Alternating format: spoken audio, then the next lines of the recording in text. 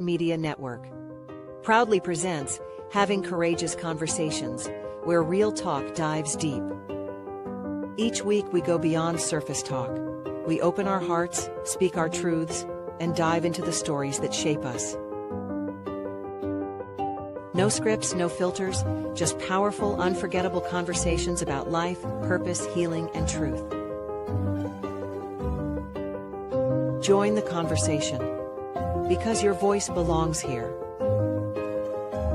Please like, share, and subscribe.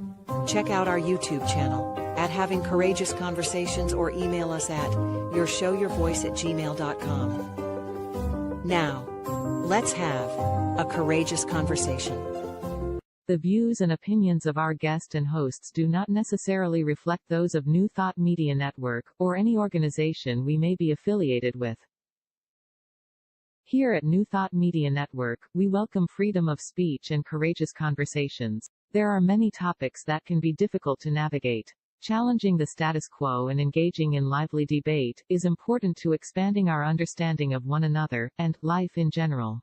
Creating a peaceful world doesn't happen because no one disagrees, it happens from a willingness to understanding one another. In our programming, we strive to expand consciousness and assist people in creating remarkable lives. Your comments are welcome at info@ntmedia.org.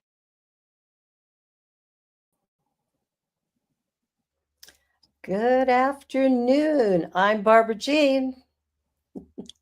I'm Marg. Cheryl, my dear, you're on mute. Cheryl's muted. 2025, starting September, I'm on mute, like really? Oh my gosh, it's happening more to me lately than it's happened in the past. Well, welcome everyone to Having Courageous Conversations, and our remarkable guest today is Joan Grundy, and we will have Marg share her bio. Hi, Joan. You can certainly come on screen while I introduce you. So Joan is a retired Catholic school vice principal who continues to do talks and workshops in the areas of spirituality, wellness, and support for the 2SL LGBTQ+ youth. She identifies as a gay woman and has worked with gay and transgendered youth for many years in her roles as a high school teacher, chaplain, guidance counselor, and administrator. Joan is the author of an awesome book that I've read, and it's called A Deepening Life, which details her journey to live consciously and help others to do the same. And it's available on Amazon, and I bet that Deja will roll it around the screen at some point. Mm-hmm. Welcome, Joan. Mm-hmm. Welcome, Joan. It's good to be back with all of you. Thank you for saying yes. Thank you for accepting the invitation. Oh, quite honored to be asked back. Thank you so much. You're welcome. So, Joan, the title for our show today, Creating Safe Spaces for Queer and Trans Youth in a Time of Backlash. Mm-hmm. What makes you feel that we need to create safe spaces? What are you hearing or seeing that brings this statement up? Right. I think like a lot of us in the North, seeing what's going on in the States right now and how it is, seeping into across the borders, is very concerning to me. It seems like we've, made so many gains in terms of supports for 2S LGBTQ youth and adults. And I can just feel a little bit like the image of the sand, you're wanting to go like this so it doesn't keep seeping through, the sand being a metaphor for all of the good supports and the evolution, even in our understandings. Really, really concerned about that, particularly for young people and the messaging that they're hearing, the things that they're witnessing, the fear that's being used to make those who are already very fearful more fearful. the perpetrators of that fear, knowing that that works, sadly, to immobilize people and to scare those who are doing the supports from continuing to do them, fearing the cost that may happen. And, at first it was, I'd sit and watch, I watch MSNBC mainly, sometimes CNN. And at first it was, oh, what's going on? The craziness going on down there. And then it didn't take long to realize, the borders not made of concrete, that, those attitudes exist here. And the unearthing of those attitudes on one hand is a good thing because they exist. We need, before we can move them in better directions, we need to be able to see them, to name them, to claim them before we can reconcile and put further supports in place. Yep. But it almost seems like permission has been given for, homophobia, transphobia, and yet again, targeting some of the most marginalized people among us. In this case, for my core concern in regards to our discussion is to us LGBTQ kids. If you just think about, if you can think back to when you were a teenager and how much you already had to navigate and just growing up, in the world. And today's teens with the, social media, a lot of the pressures that I didn't have to deal with growing up, and I'm thankful I didn't have to grow up with. Even for your cisgender heterosexual teenager, it's not easy. And then you throw in the mixed kids who are coming into awarenesses, sometimes earlier than even being a teenager, and realizing a number of people in the world around them, sometimes sadly including their families and their religious institutions, having to fear their rejection. And so the shame and the guilt and the repression from oppression that occurs, it's already too much. And then now you're having all of that's been fought long and hard for by a lot of people, straight and like allies and within the community itself. Feels like the earth is starting to shift and slip a little bit. And I find that frightening, particularly for youth. I'm 64. It frightens me even, in thinking about traveling anywhere where I could be identifiable, what's going to happen. Yeah. So I can only imagine how vulnerable, and I have a lot of resources as a 64-year-old. I've lived a lot of life, learned a lot of coping strategies, how to deal in situations where I could be made unsafe emotionally and or physically. But, a 13, 14-year-old, it's very, very disconcerting, very, very concerning to me. Absolutely. Yeah. Yeah. Well, and teens are so vulnerable already, like they're feeling so many mixed emotions, especially if they're fearful about coming out. Yeah. That makes it that much harder. My daughter's 20, and just watching her and her friends, we do a lot of conversations, and they're all feeling like they have some mental illness. They're broken. I'm just shaking my head going, why would you keep saying these things about yourself? Who cares if you are autistic or if you're ADHD, or it's just, you are you. So how do we instill in them that strength that we gather over years? How do we find a way to instill that in them today? Right. They're anxious, they're lonely, they're afraid, and they're trying to figure out what kind of world they're going to be left with. Yeah, very true. And that's a really good point that you're making there, Barbara, too, is the world in general feels like the rug is shifting under all of us, just, the larger context. Yeah. And then to go into their worlds where they've got an extra layer of oppressive, thinking, and in some cases teachings coming out of a conservative, right-wing religious institutions. And what do they do with that? And I know when I spoke at the GSA conference at Bingman's this year, that's Okay to Be Me, sponsors and students from both public and Catholic boards go there. And this year I asked that no adults be in the room. And so some of the teachers really wanted to be part of the workshop. I felt badly because I think I did maybe offend a couple of them, and I didn't mean to, but I thought, you know what, I just want to have time to roll up my sleeves with these young people and give them their space, because although they, without exception, they all seemed to have very good rapport with the teachers that were in there. They were interacting with them quite comfortably. I wanted to compare what it would be like, because last year I allowed the teachers in, and this year I couldn't believe the difference when I could just say, okay, the door's closed. You know what? I don't have a really good memory. I'm 64, so you don't have to worry about me saying anything to your teachers. And I probably look like your grandmother, but I've earned the gray hair from sitting in the desk that you're sitting in, and wasn't able to come out till I was 33. And so I just started by saying how courageous and brave I felt that they were to be out, to at least to lesser degrees than others, but to be at least be sitting there talking about the issue. And, you know, I was blown away. I really thought that I'd been retired 10 years, and I thought the transition would be further along in terms of how they'd be feeling by now.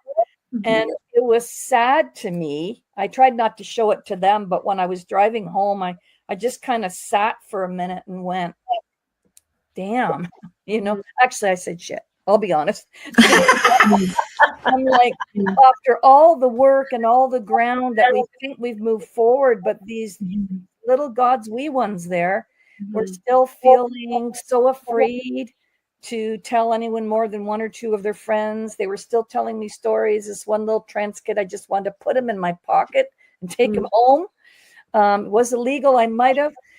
You know, he was talking about, you know, his family's, you know, rejection of him. And I thought, you know, I was hearing these stories for 3 decades. Why am I still, I mean, I'm not naive to think it's not still happening, but to have it be the majority of their experience, whether it was public or Catholic school, really saddened me, because I guess I just could be a little Pollyanna and like to think that we've moved a little bit more forward, with more visibility in the media, you know, Hollywood, a lot more people coming out. So, you know, that really reminded me that we can't make assumptions that they're, as you're saying, Barbara, a lot of them are not okay. Yeah. So I tried to remind them of the fact that they were there, showed me that they had resilience and strength, you know, and the fact that they're living and growing in a world where a number of people still are not getting them, don't understand them, let alone accept them and celebrate them. But the fact that they were there showed me that there is an inner strength they have that a lot of their peers do not have, and that moving forward, that is going to serve them well in the world, having that inner strength, that inner fortitude. And so that seemed to buoy them up a little bit. So that's a little bit in answer to your question, Barb, in terms of how do we kind of help them, just to point out that oftentimes, I know I did, even coming out at 33, I looked so much on the outside for validation on the inside. And that gets dangerous because it's not always there. So I was trying to work with them to say, look, I'm not saying it's going to be easy, but you draw on and you feel proud of the fact that you probably have a lot more inner strength than a lot of people do at my age who haven't gone through the journey. You have been, in some ways, sadly, in some ways, forced to become more adult, more deepened, more mature in order to survive. So just trying to, they're kind of looking, you know, like this, you know, kind of like their little heads getting a little bigger, which was good, you know, and trying to grow their hearts a little bit so that they know, you know. And I also talked about drawing on the people who are in their court, you know, because I said to them, I'm fiercely independent to my own demise at times. Don't be a Tony. Don't do that, because I'm unlearning that in my 60s. Don't do that. We need each other. There's nothing the matter with acknowledging we need each other. That's not weakness. Right. It's strength. And given what you're being asked to navigate in the world, you in particular need to draw on that, and that there is in fact strength in numbers, and little things can make a difference. And then I said, the Dalai Lama said, if you don't think doing little things can make a difference, you've never been in the room with a mosquito before. Yeah, exactly. Boy, is that the truth. Joni, you actually did a segue into a question that I had. Actually, I have two questions. Of course, I do. But as a spiritual community, like I can speak to Unity Kitchener, and I know Barbara has a spiritual community too. What can we do to help support? You're saying to these youth, don't go it alone. So as a spiritual community, how can we support? How can we educate ourselves? And the other question I have is about labels. So let's do the spiritual community first. Okay. Well, I'm looking at your face right now, and in the background is that beautiful pride flag, inclusive pride flag. And right away, when the screen came up earlier, when we were making sure we were good to go to say hi to these fine folks here, I see that flag come up. And as a gay woman, there is a sense of, I knew this was a safe space to begin with, but it's nice to see that, so just even signs, symbols in your gathering spaces can mean, a lot. And I think I maybe told the story, and I'm sorry if I'm repeating it from the last time that we talked, but I remember when I was a guidance counselor, and I literally had, honestly, it wasn't any bigger than that, a little rainbow flag, because we weren't allowed at the time in the Catholic school system to put much up, but I was being the little rebel that I was. And I had that just literally on sticker on my desk. And this mom came in, and I could see her keep looking down at it. And she was having struggles with her son, a lot of rebellion at home. Same was happening at school, which is why she was there. He was skipping a lot. His grades were plummeting. And she started to cry. And I, came around on my desk. I just kind of made gentle contact with her. And she pointed to the sticker. And I said, something about the sticker has touched a chord in you. And I know right now you're too emotional to talk. Can I put some things out for you to just nod if it's that? I said, does it have to do with something to do with, maybe being lesbian or gay? The nod. And then she was able to talk.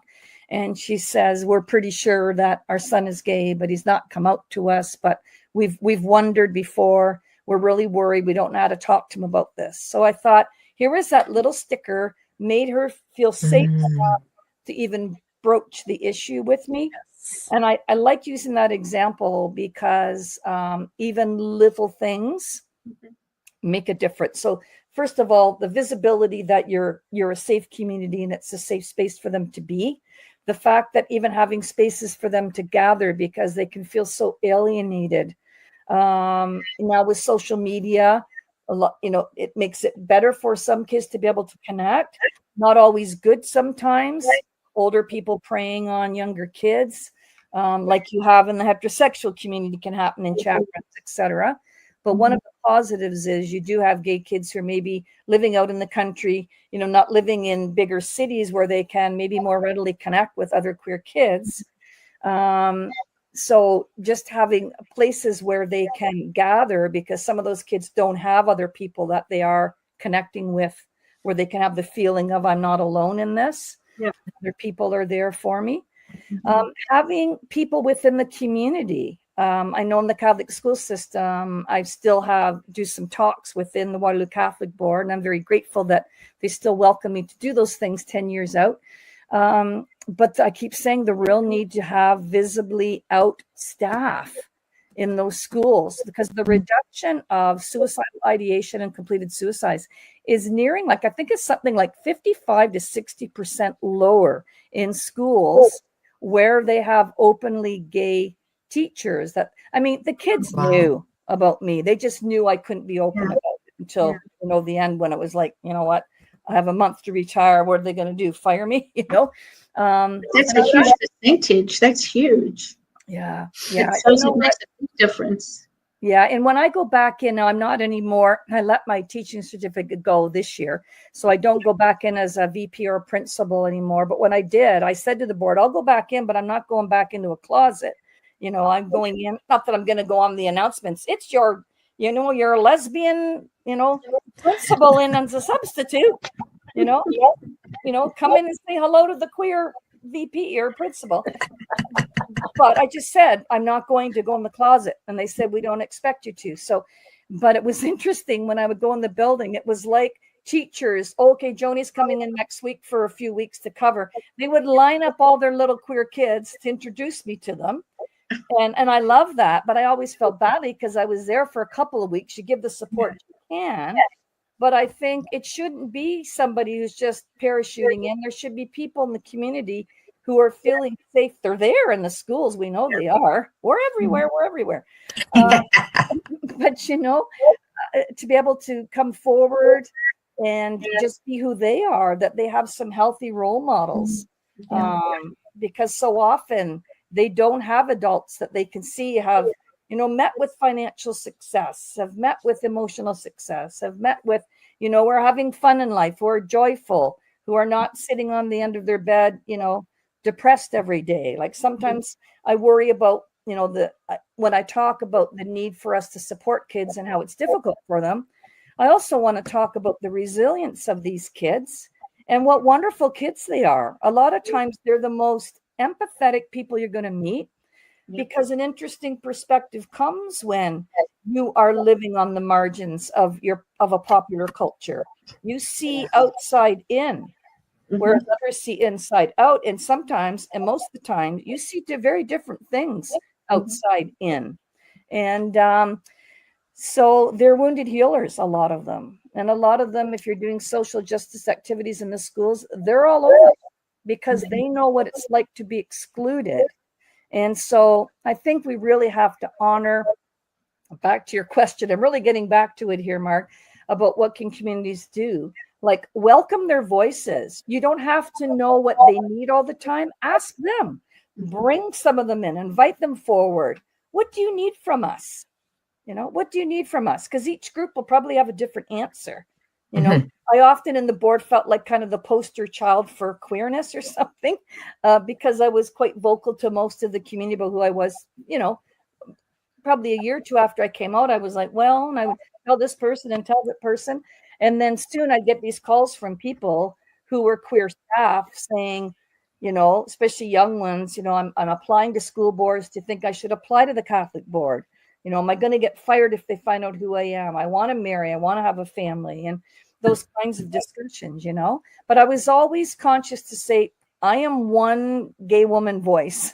You know, this is my perspective. Even here today with you, these are simply my perspectives from my lived experience.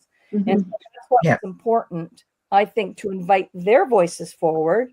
You know, some of them might listen to what I'm saying here and saying, yeah, no, that's not what I need at all. I need this, you know. And people get nervous because, you know, and I call it like the alphabet, the queer alphabet soup, you know, 2S, LGBTQ, you know, EIO, like, you know, so I feel for heterosexual cis, you know, people that don't know what they mean, because I'm like, okay, are we adding a new letter this month?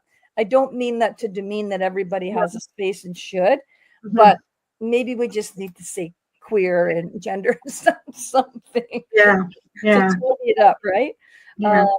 But even my understanding of asexuality or pansexual, or, you know, I have to learn transsexual. I happen to have a cousin who's trans. I've learned tons from him. I've learned tons from trans kids. But all along, you don't have to understand everything. All you have to understand is that people deserve to be treated with dignity and respect. And what they really need from you is a calm, caring ear, and to love them. You know, I talk to a lot of people who say, Joni, I'm just afraid I'm going to say the wrong thing. I said, please don't be afraid of that. You know, most people don't expect you to be perfect, just want to learn. And education, Marg, would be another point I would make, really important, because I'm finding, again, going back to the misinformation that gets tossed from the border to us, and we've had it in as well, of, you know, like trans kids, well, they're transitioning kids when they're 6. They're putting on hormones when they're 4. And no, they're not. You know, that stuff drives me insane when I hear crap on MSNBC from some of the Republican peoples in leadership. Like, what are they doing to our children? You know, it's a lengthy process. Psychologists are involved alongside the surgeons. I mean, I'm speaking from a Canadian context, but I think I could probably assume it would be fairly similar in the States, if not more lengthy, given we tend to be a little bit more progressive. So just the misinformation. So education, I think, is important for your community. Before you welcome those kids in, make sure that if you're flying that lovely flag in behind you in your gathering space, that it really is a safe space. Because people have critiqued me when I've spoken to some Catholic boards that aren't flying the flag yet, and they're hoping I'm going to come in and exercise some power to get their higher ups to fly the flag finally. And my first comment is, the flag should be a symbol of what already exists in your community. Do not fly it. If it's not actually a safe school or a safe spiritual community that's gathering, don't fly that flag, because it's a trap. It's a trap for a person, right? Symbols are as strong as what they represent. And if they're not really representing what it's showing that it represents, that is more dangerous to me than not flying it at all. That's how I feel. Now, I've had queer colleagues critique me on that and say, you know what, Joan, fake it till you make it. I said, I don't believe that. You've got to have your community. Again, you're always going to have outliers, but a critical mass of your community that's on board, so that when you do have those meetings at Unity where you say, we want to invite your youth into our safe space, that you assure it is going to be safe space for them. Really important. That's very important. Well, we're at the halfway mark, so it's time for us to take a little. I talk a lot. But you have good things. You have a lot to say that is very thought-provoking. So really appreciate it. Thank you, Joan.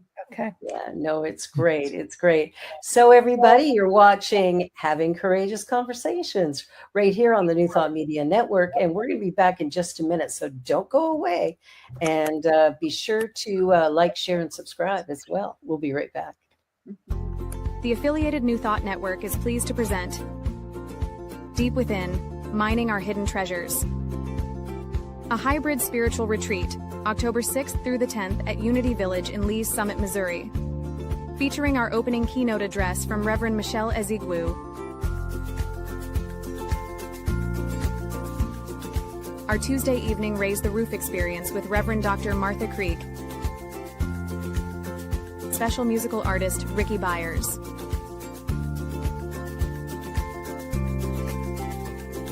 Wednesday features a morning keynote with Centers for Spiritual Living spiritual leader, Reverend Dr. Sonny Cantrell Smith, and evening keynotes from Reverend Dr. Robert Brzezinski and Reverend Tanya Beverly.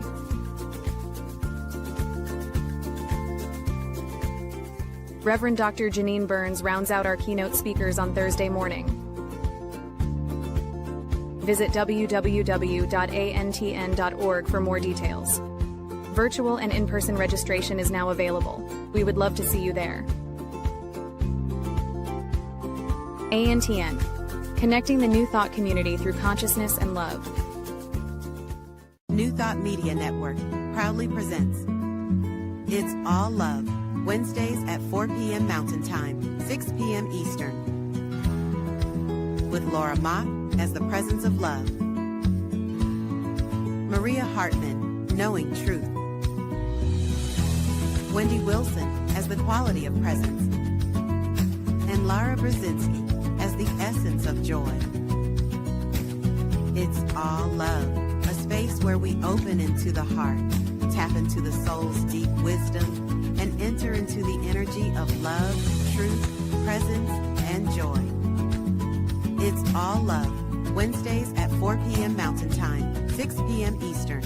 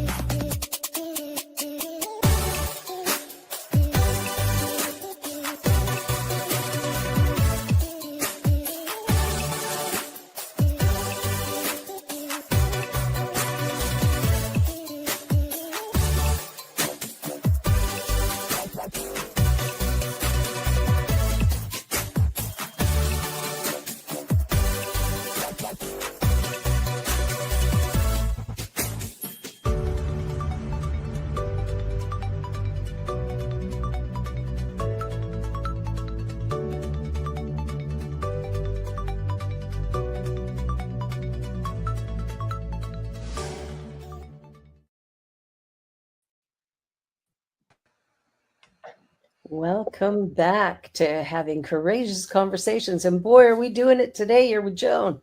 Talking We're about jumping in. 2S LGBTQ plus community and how to navigate as a youth. Youth today have, youth have always had challenges given, the hormones, expectations of parents, the expectations of community as well, siblings. Everybody sort of has an idea of who you should be. Wouldn't it be cool if some parents said, "Hey, who are you? Let me find you in there." Yeah. And you do have parents who are, they're just really lovely, with their kids. And the other parents that struggle, they're lovely in their own ways too. I mean, a lot of times they're only working out of what they've been taught and raised with. And I know when I give workshops, I always start by saying, I don't judge you in here. I take you where you're at. I'm just really pleased that you're here. And I just hope maybe, you're willing to stretch yourself forward, even like that much. Is very worthwhile, and I share the fact that in my early 20s, I was incredibly homophobic. Now I look back, it was internalized homophobia, my way of trying to, keep the closet door closed, not dealing with who I was. But I think that the kind of look, really, and it doesn't make you a bad person.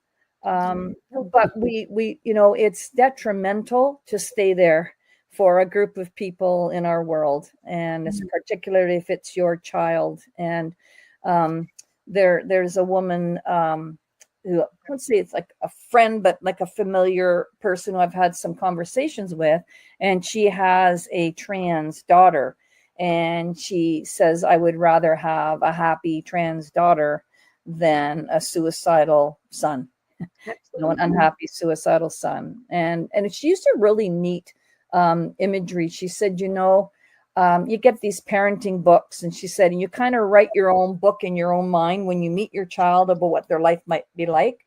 And she said, and I needed to close that book, set it aside.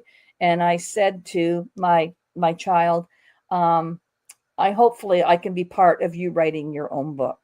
And I thought that was a really nice image. Yeah, it's beautiful. That's beautiful. But the security, Sorry, Mark had another question just before we went to break, and I was just wondering if she wants to ask it now.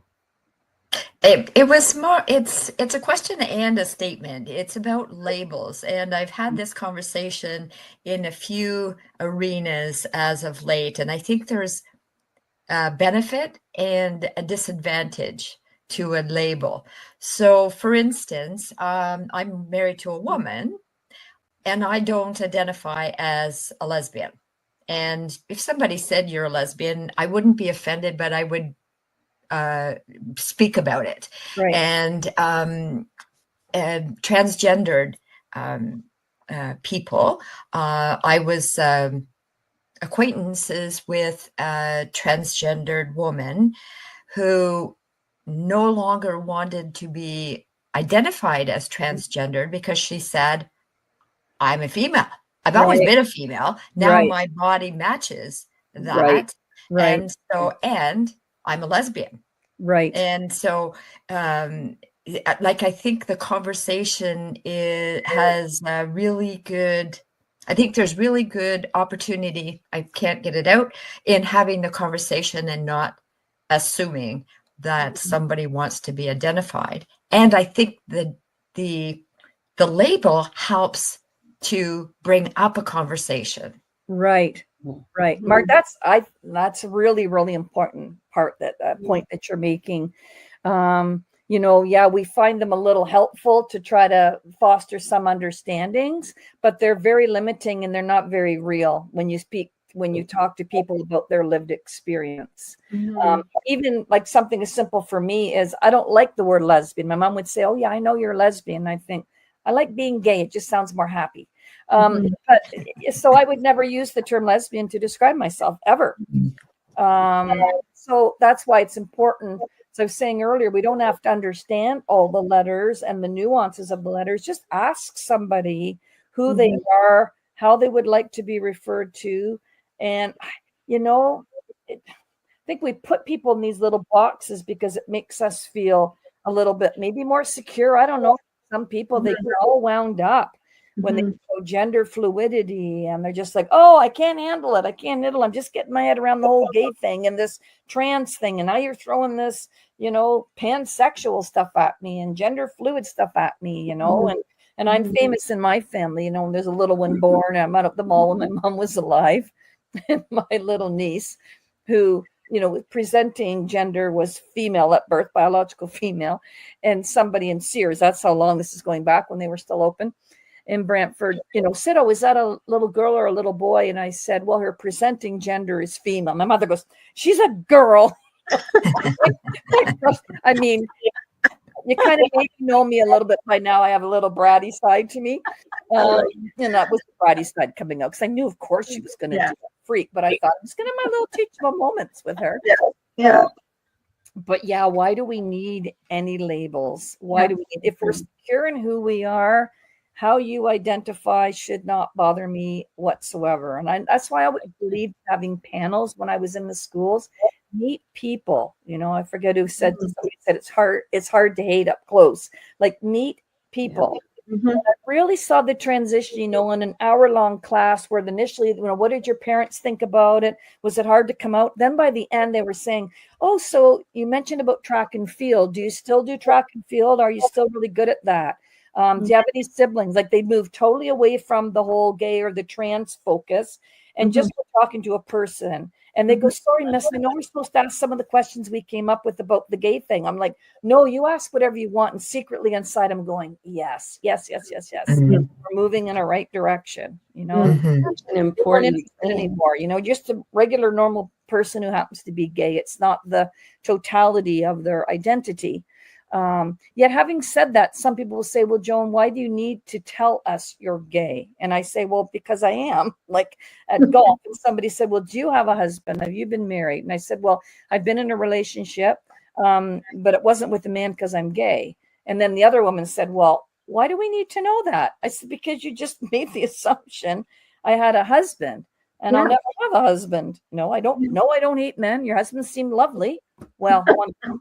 I must be honest. Those men where I want to look and say, well, if I'm not gay before, I'm going to choose to be now. I'm kind of a controlling fellow, if you know what I mean. Anyway, I diverge, as is normal. But yeah, those labels, just let people be who they are. And that's why education is so important, because really, I think a lot of people who still present with homophobia, transphobia, it's ignorance in the true sense of the word. And there's just a lot of it out there. When I see people on the news into the microphone, and I'm like, you know what? They just haven't been informed, and they're believing these sources out there. Well, if I heard that stuff and I thought it was true, I wouldn't want my kids to have books about trans people either. If they really are, worse and, changing people to go insane. I mean, the stuff you hear, it's just like, oh my goodness. And how would it feel as a trans person hearing all that stuff? Like talk about pound, why labels at all? I agree, Mark. I like to say ignorance, right? Ignorance causes fear. Yeah. And fear causes harm. Yes. And we fear what we don't know. Yes. So true. So true. And I know there's a lot of teachers who wanted to do more work to support all kids, whether there's, diversity with race. They just, didn't feel the comfort level because they didn't feel they had the competency and the confidence. Yeah. So that's why I really think education can really, really help. Really help. I agree. Yeah. No matter what community. I think identity should be part of the curriculum, and not just about gay, queer, transgender, but just about identity, and everybody's identity is okay because that's who they are. Right. So really accepting and respecting people for who they are. Yes. And learning to recognize that, and not just be, like you said, assume a certain way of being, right? Because that might be the majority or whatever the And that identity can change throughout life too. Exactly. Yes. Exactly.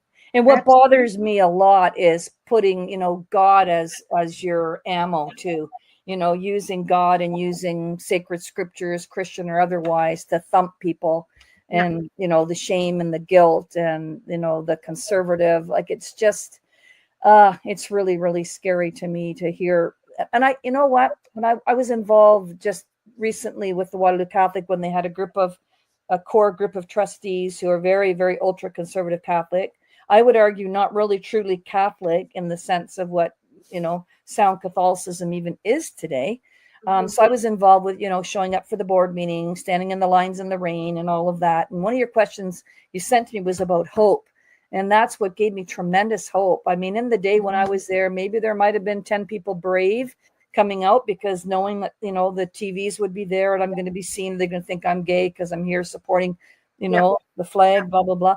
I mean, around the block, there was staff, staff from custodial to EAs to principals to retired folk to Father Toby Collins. I definitely want to give a shout out to that man. He's the pastor of St. Mary's, handing out donuts to the crowd. And then he was a delegate the last night. And he got up and advocated for that flag to keep flying. And it was that whole experience. I don't know whether I had a bit of, to be honest, post-traumatic stress, but going through that for a month and a half with that community and standing in those lines and hearing what some of those trustees were calling us faithless, the world's lost God, and clearly you have too. And I thought, ouch, excuse me, you don't know me.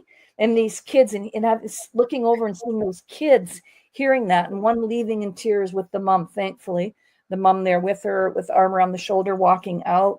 And it was so hard for me because they said, if anyone speaks out or makes noise or grunts or does anything, they will kick everybody out. And so that was about the only thing that kept me, I'll be honest, that kept my Irish temper under control, because it got brutal at points. And then to have Father Toby stand up in support, I had to fight sobbing, because what that would have meant for me as a Catholic teacher, to have had a priest get up with collar on at a microphone at a board meeting that was public and say what he said.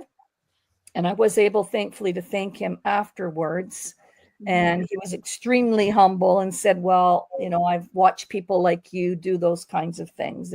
But I give him, that took a lot of courage. And so there's hope, but more of that needs to happen. More of that needs to happen, that people from within that are in official leadership say enough is enough. This is not about issues. We're not talking about gay people and trans people. We are talking about people. Issues, I should say. Trans issues or gay issues. They're not issues. Behind those issues are human beings like me and like those kids. So quit making these comments about, well, the trans people and the gay people. This is us. So you're talking to us and you're telling us we're faithless, and using scripture out of context to do that, right? And then, so I was getting really angry. I was getting really sad. And then I went to the place of, okay, how can I find any compassion? And I thought, what must it be like to live in their world, to live the rigidity, the moral certitudes? Either you measure up or you're out of the pool, just live, go through life. And I didn't see a lot of joy in them when they talked about their faith. And then you had these young kids, and you had a trans teacher from one of our Catholic schools get up. And I know this teacher really, really well, accompanied her a little bit on the front end of her journey to come out to the board and begin to live and step into her truth. She hates public speaking. She never wanted to be a poster child for anything, let alone a poster adult. But because it was important, she was a delegate and she knocked it out of the park. Her lived witness was amazing. So that to me is hopeful. And these kids, the student trustees were the wisdom in the group for the most part. They were the ones saying, I was taught about Jesus. Jesus loves all. Where does it say that Jesus thinks it's okay to call some people less than just because of who they are? And I thought, you know what? I felt really proud to have been a Catholic educator. And for the Catholic educators that remain, they're doing a really good job. Those kids got it. They got the spirit of the law. They got what compassion really means. And they weren't afraid to name it, which my generation, I think, I'll speak for myself. I was too busy looking to kind of kowtow to authority, kind of been raised that way. The priest, oh yeah, the priest, the sister, oh, you know. Now I respect people because they've earned my respect, not because they're wearing a collar or anything else, a cross on their lapel. I don't mean that in a disrespectful way. I just mean there's been real danger for trusting people that are not, some of them not trustworthy, and how they make us feel. So I just kind of wanted to add that in and make sure we got to the hope place, because I am a person that still sees more goodness in the world, even in this area, than negative, and that believes, you know, was it Margaret Mead, the anthropologist, you know, the little drop of water, you know, that the only way change really does move is from the grassroots level. And it only takes a few people to get that moving. And the flag rose again this year because a number of us advocated for that and prayed about it and banded together. And it wasn't an easy fight. And it wasn't easy to sit there and listen to what was being spewed in the name of God. It was just so disturbing to me. I thought, is that the God you really pray to? I can't believe in a God that sees certain people as, you know, not worthy enough. Like in the, you know, the beginning, male and female created them, you know, and it was good, except for those gay and trans people, or those black people, or those, you know, just like whatever you want to add on to their list. And I just see so much of that in the States these days. And it's just, I call it the creepy Christian. It gives me the creeps. Yeah, it really is questionable when you think, you know, you're calling yourself a Christian and you're hating. It doesn't sit. It doesn't fit. Yeah. Right. You know, a Christian in my mind is someone who follows the teachings of Jesus Christ. Right. Right. And not perfect. In no way am I perfect at all. I don't want to pretend to be perfect. And I'm coming across pretty judgy. But you know what? I'm all right with that in this context, because that kind of activity, your rights stop where mine start. And that kind of, you know, verbiage and actions that they're doing to vulnerable people, I don't mind judging that. It's wrong. And I would want to be called out if I was doing things that were against people's soulfulness and reaching their fullness. And Jesus, I've come that you might have life to the full. That's not fullness of life. That's thwarting life. Yeah. And I don't quite understand how the Bible or the teachings of Jesus got so misunderstood, or maybe it's because they just haven't studied it at all. Well, and they're believing how it's been interpreted. I think when we're in, like we were saying earlier, you know, the world is in such flux. I think we were saying that off camera. And Reginald Bibby, who's a Canadian sociologist, I can't believe he's 80 now. He's reading his writings in his 50s. And he said that when the world starts to get more tumultuous and confusing, people just swarm to fundamentalist religions. And so it makes sense to me in some ways, sociologically, from his perspective, if you put that to modern day, boy, aren't we in a flux time now. And so don't have me have to search out my own meaning in life. Don't ask me to ask questions of my faith. Just give me the answer, you know, that certitude, give me that clarity, because it's so hard to, you know, walk through the goop and all of the quagmire that can happen with faith that I'm actually in process now of doing. And yeah, it'd be a lot easier to just, here you go on your plate. Here's your faith, Joni, you know. Oh, thank you. And just repeat it. Yeah. I think it was Mark Twain said God, and it's exclusive language, so pardon that. But I think he was the one that said God created man in his own image, and man, being a gentleman, returned the favor. So when you're talking, right? And haven't we done that? In some ways, I do apologize for the exclusive language. In other ways, I don't, because, you know, historically, perhaps hysterically, sometimes it has been men that have translated all of this to us, and it's time for her story, right? Our herstory. I love that. Yeah.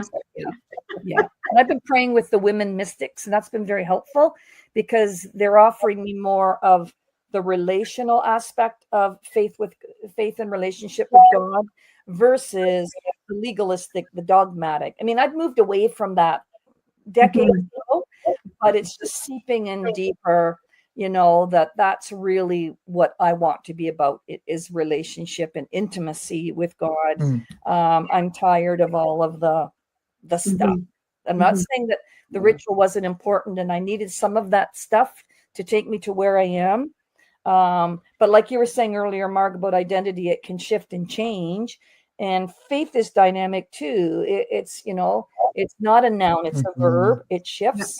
And so, searching for a relationship with God and deepening it at 64 can be a little unsettling, but I'm willing to go there because I need to go there. I'm not going to stay in an infantile understanding of faith, the Santa Claus God. I need this, I need that. When I don't get it, I take my toys and go home, presuming that Santa left you some. And so I like God on my own terms. When God jumped through my hoops, yeah. And then now that some things have happened in my life, it's like, what you talking about, God? Right? And so book 2 is coming out. Is that what I'm hearing? Book 2 is coming out. Is that what I'm hearing? You know what? Not coming out, but I'm giving some thought to from a deepening life to a searching life. I'm thinking. Yeah. I love that. Yeah. And what I wanted to say, Joan, is, you mentioned at 64, you're doing this. I think a lot of us are. And I think that that's part of life in a way. We go through all these experiences, whether what we call good or bad.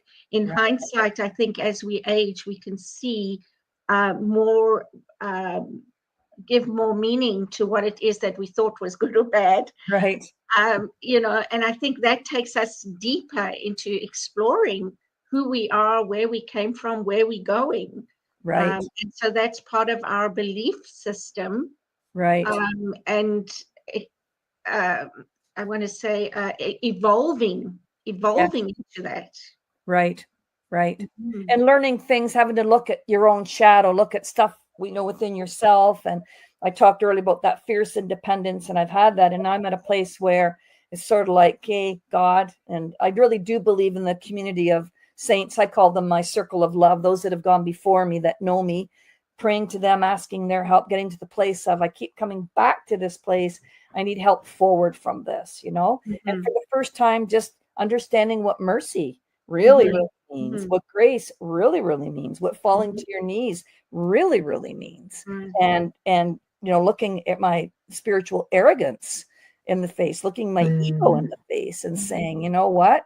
You're not all that in a bag of chips, Grundy, So, and then that balance of, that reckoning, a real reckoning, really, but also the self-forgiveness and being gentle with self that I'm not really good at, and I'm working on, because you have an impression even of yourself and your capabilities, and then you do something you think, well, that's not really authentically me, How did that happen?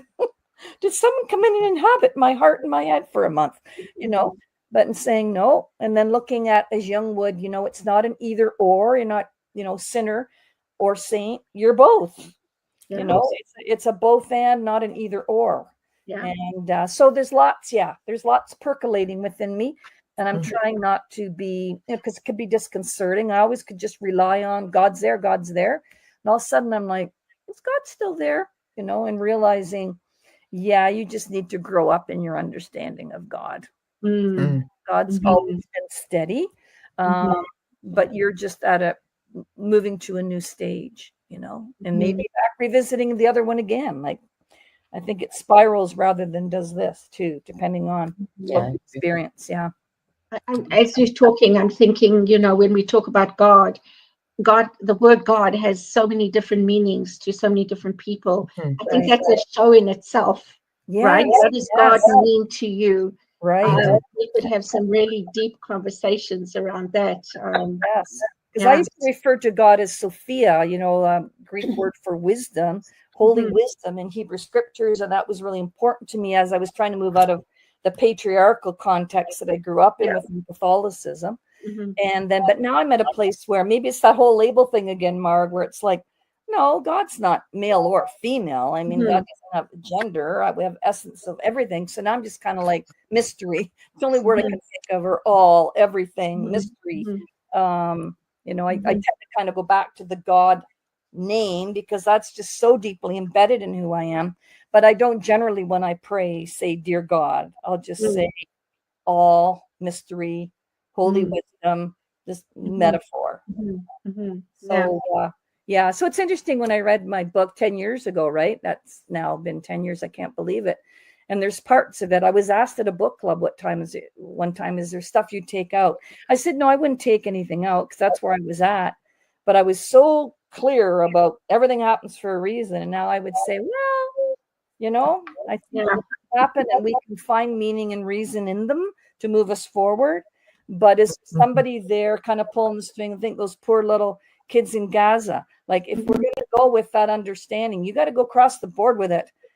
Okay, if somebody's a person in my life for a reason, are these little kids like fighting for their lives and, dying very painful deaths, starving for a reason? Is that really a God? I think so. It's like, no, no. And we're down to our last 5 minutes, if you can believe it. 5 minutes, 4 minutes. 4 minutes. So we always like to end with, what do you think the most important thing shared today is? And I'm going to go around the room and ask everybody. But Joan, you start. What is one thing people should take away from this? What do you think? One thing. I'd say grace. Just to be, have grace for yourself, have grace for people that you don't understand, have grace enough to keep your heart open enough to move yourself to new understandings, deepen knowledge, which will bring you to fuller life with, I believe, the numinous, if you believe in one, and other people, and I think it's grace that does that, having the humility to say, you know what, I'm not all that in a bag of chips. I can learn from people. And the way I do that is having that humility and grace to sometimes shift my ego to make room for people. Beautiful. I love that. Thank you, Joan. Cheryl, how about you? I think, something that Joan said about, not being issues and even Mark about labels, that we are people. Let's just look at each other as people and love and accept each other, learn to understand each other, be more curious about each other, and rather go that route than push people away and judge them. Exactly. How about you, Mark? What is your take?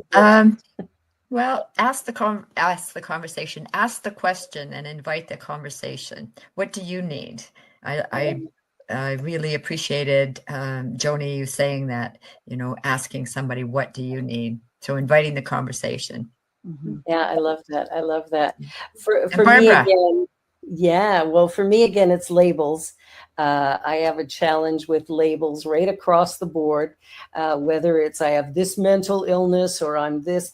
When was the last time somebody stood up and said, oh, and by the way, I'm heterosexual?